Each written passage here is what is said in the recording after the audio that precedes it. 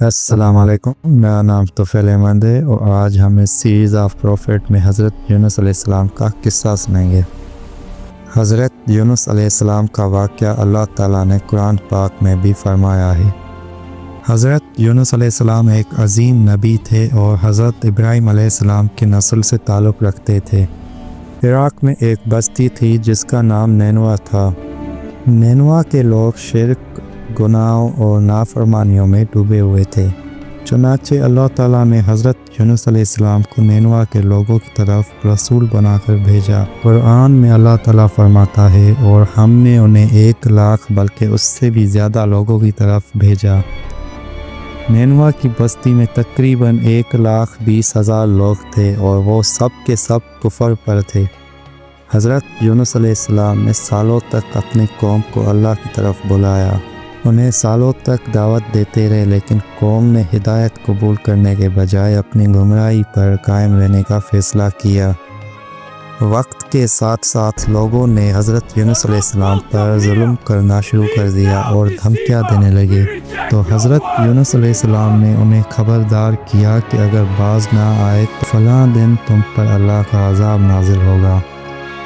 اس کے بعد غصے کی حالت میں حضرت یونس علیہ السلام بستی چھوڑ کر چلے گئے۔ حالانکہ اللہ نے آپ کو صرف 7 دن کی مہلت دینے کی اجازت دی تھی، مگر بستی چھوڑنے کی اجازت نہیں دی تھی۔ اللہ کا قانون ہے کہ جب کسی نبی کو کسی قوم کی طرف بھیجا جائے تو وہ اللہ کی اجازت کے بغیر اس جگہ کو نہیں چھوڑ سکتے، اس پلیس کو نہیں چھوڑ سکتے۔ یہی وجہ ہے کہ نبی کریم صلی اللہ علیہ وآلہ وسلم بھی مکہ سے اس وقت تک نہیں نکلے جب تک اللہ کی اجازت نہیں آ گئی۔ سورۃ الانبیاء میں اللہ تعالیٰ فرماتا ہے، مچھلی والے کو یاد کرو جب وہ غصے میں چلا گیا اور سمجھا کہ ہم اسے پکڑ نہیں سکیں گے۔ جب یونس علیہ السلام اپنی قوم کو چھوڑ کر چلے گئے تو اسی دوران اللہ تعالیٰ کی طرف سے عذاب کی علامتیں اس بستی پر ظاہر ہونے لگی۔ ایک بڑا کالا بادل ان کی طرف بڑھنے لگا جس میں آگ کے شعلے بھی نظر آ رہے تھے۔ لوگ سمجھ گئے یہ وہی ڈیوائن پنشمنٹ ہے جو پروفٹ یونس علیہ نے بیان کیا تھا۔ وہ لوگ قوم عاد، سمود اور لوط کے انجام سے واقف تھے۔ ان کے سردار جمع ہوئے اور توبہ کی اپیل کی۔ ان سب نے اللہ سے توبہ کی اور ایمان لے آئے۔ یہ ایک عظیم معجزہ تھا کہ پوری کی پوری بستی 1,20,000 لوگ اپنے نبی کی غیر موجودگی میں ایمان لے آئی۔ اللہ تعالیٰ نے اپنے رحمت سے ان پر سے عذاب ڈال دیا۔ حضرت یونس علیہ السلام کو یہ علم نہیں تھا کہ ان کی قوم ایمان لے آئی ہے۔ وہ غصے کی حالت میں سمندر کی طرف روانہ ہوئے۔ انہوں نے ایک ایسی کشتی میں سفر شروع کیا جو سامان اور لوگوں سے بھری ہوئی تھی۔ پھر یوں ہوا کہ اچانک سمندر میں شدید طوفان آ گیا اور کشتی ڈوبنے لگی۔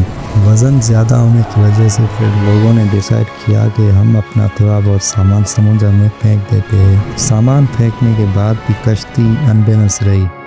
اس کے بعد وزن کم کرنے کے لیے قرآن دازی کی گئی کہ کسے سمندر میں پھینکا جائے۔ تینوں بار قرآن دازی میں حضرت یونس علیہ السلام کا نام نکلا۔ اس کے بعد آخرکار لوگوں نے مجبور ہو کر انہیں سمندر میں گرا دیا۔ پھر یوں ہوا کہ اللہ تعالیٰ کے حکم سے ایک بہت بڑی مچھلی نے حضرت یونس علیہ السلام کو نگل لیا، مگر اللہ نے مچھلی کو حکم دیا کہ حضرت یونس علیہ السلام کو کوئی نقصان نہ پہنچے۔ آپ 40 دن یا کچھ روایات کے مطابق 3 یا 7 دن تک مچھلی کے پیٹ میں رہے۔ حضرت یونس علیہ السلام مچھلی کے پیٹ میں اندر تھے۔ وہاں انہوں نے اپنی غلطی کا احساس کیا اور اللہ تعالیٰ کو پکارا، لا الہ الا انت سبحانک انی کنت من الظالمین۔ اے اللہ، تیرے سوا کوئی معبود نہیں، تو پاک ہے، بے شک میں ہی قصوروار تھا۔ اللہ تعالیٰ نے حضرت یونس علیہ السلام کی دعا قبول فرما لی۔ اللہ کے حکم سے بڑی مچھلی نے حضرت یونس علیہ السلام کو سمندر کے کنارے پر نکال دیا۔ اس وقت حضرت یونس علیہ السلام اتنے کمزور ہو گئے تھے کہ اٹھنے کی طاقت تک نہیں رہی۔ وہ ساحل پر لیٹے ہوئے تھے اور ہر طرف اللہ کی رحمت نے انہیں گھیر لیا تھا۔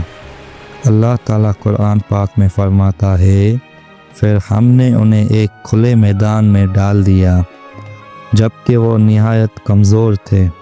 پھر اللہ تعالیٰ فرماتا ہے اور ہم نے ان پر کدو کا درخت اگا دیا۔ اللہ تعالیٰ نے اپنی شان رحمت سے ان کی حفاظت کے لیے وہی کدو کا درخت اگا دیا جس کے پتوں نے انہیں دھوپ اور تکلیف سے بچایا۔ سبحان اللہ، اللہ کی قدرت دیکھو۔ اور اللہ تعالیٰ نے اپنی رحمت سے ایک بکری مقرر کی جس کے دودھ سے حضرت یونس علیہ السلام کی صحت آہستہ آہستہ بحال ہونے لگی۔ جب حضرت یونس علیہ السلام مکمل صحت یاب ہو گئے تو اللہ تعالیٰ نے انہیں دوبارہ اپنی قوم کی طرف جانے کا حکم دیا۔ جب حضرت یونس علیہ السلام واپس نینوا پہنچے تو انہوں نے دیکھا کہ اس کی پوری قوم اللہ پر ایمان لا چکی تھی۔ وہ لوگ جو کبھی شرک اور گمراہی میں ڈوبے ہوئے تھے اب اللہ کے فرما بردار بن چکے تھے۔ یہ اللہ کی رحمت اور قدرت کا عظیم نشان تھا کہ ایک پوری بستی اپنے نبی کی غیر موجودگی میں ہدایت پا گئی۔ سبحان اللہ۔ حضرت یونس علیہ السلام کا یہ واقعہ ہمیں سکھاتا ہے کہ اللہ کی رحمت سے کبھی نا امید نہیں ہونا چاہیے۔ سچی توبہ انسان کو اندھیروں سے روشنی میں لے آتی ہے۔ غصہ انسان کو جلد فیصلے کرنے پر مجبور کرتا ہے اور جلد بازی اکثر انسان کو امتحان اور مشکل میں ڈال دیتی ہے۔ اس لیے صبر اور حوصلہ نجات کی اصلی کنجی ہے۔ جب حضرت یونس علیہ السلام اندھیروں میں اللہ کو پکارتے ہیں تو اللہ ان کے لیے راستہ نکال دیتے ہیں۔ اس سے یہ سبق ہمیں ملتا ہے کہ مشکل وقت میں اللہ کا ذکر انسان کا سب سے بڑا مضبوط سہارا ہے۔ دین کی ہدایت دیتے وقت صبر اور استقامت ضروری ہے کیونکہ ہدایت دینا صرف اللہ ہی کا کام ہے۔ امید ہے آپ کو حضرت یونس علیہ السلام کا یہ واقعہ ضرور پسند آیا ہوگا۔